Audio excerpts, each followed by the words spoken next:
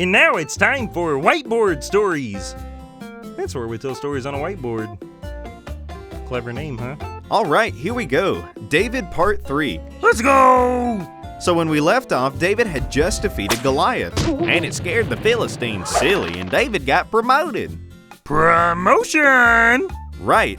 After all of this, Saul had David do other missions, and he gave David high rank in his army. David even became best friends with Saul's son, Jonathan. Neato! Looks like things are all happy-dory, huh? Well, just like last time, it seemed alright for a bit until Saul let his pride get in the way again. Uh-oh, what happened this time?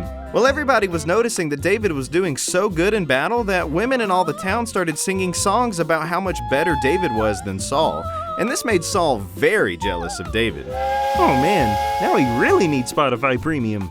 So the next day, an evil spirit came on Saul again, and David played the harp like he always did. Except this time, seeing David and hearing him play just made him angry, and he threw a javelin at David.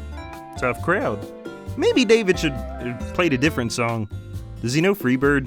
It didn't matter what David played this time. Saul was way too angry and full of jealousy. Man, David's gotta watch his back now, huh?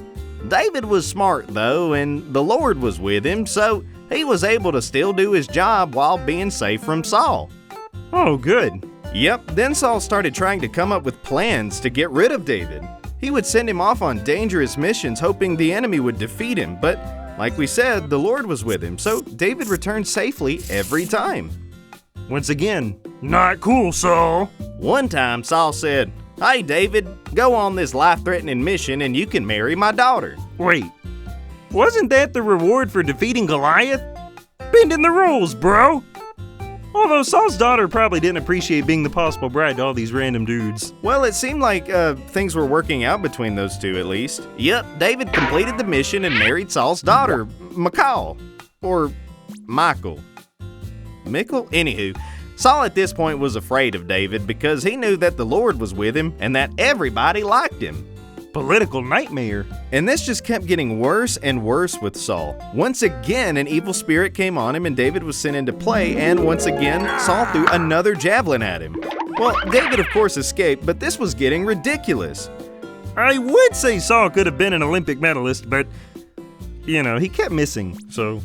And Saul was gonna have his people break in David's house and get rid of him, but Michelangelo helped David escape. Michal, potato, potato. But you're right, Saul ran up to David's room thinking he was laying in bed, and when he pulled away the sheet, it was just a dummy.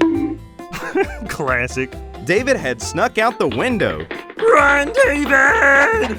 And he did, for quite some time. And with the help of God and his friends, David was able to avoid Saul for years.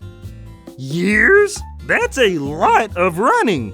It sure was. You would have thought Saul would have just, given up after that long. Well, Saul let his pride and jealousy get the best of him. He was so jealous of David that all he could think about was getting rid of him. Jealousy is a dangerous thing. Yep, you're wasting your time sitting around being jealous of others. It can also cause you to be angry like Saul and do bad things.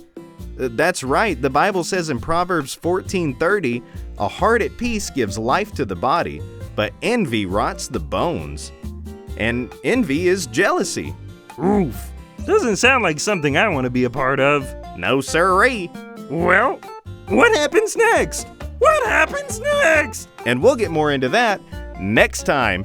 No! This has been Whiteboard Stories. We'll see you next time.